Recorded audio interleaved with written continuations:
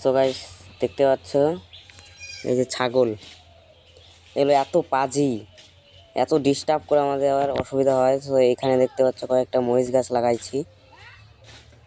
তো শুধু এই মরিচ গাছগুলোতে আইসা মরিচ গাছগুলো খায়, পাতাগুলো এবং আগাগুলো শুধু খেয়ে নেয়।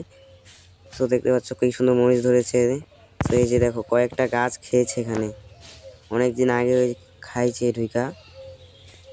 তো দেখতে পাচ্ছ, আর বলো মরিচগুলো কিরকম হয়েছে দেখো।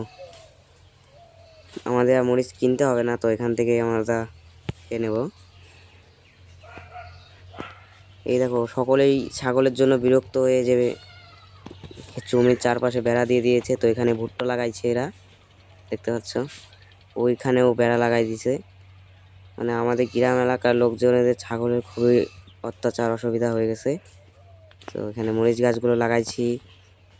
এখানে এখানে কিছুটা জমি দেখতে পাচ্ছ, তো এখানে ধনেপাতা লাগাবো। তো এখানেও বেড়া দিয়ে রেখেছি আগে থেকেই। তো দেখা হচ্ছে নেক্সট ভিডিওতে। টাটা।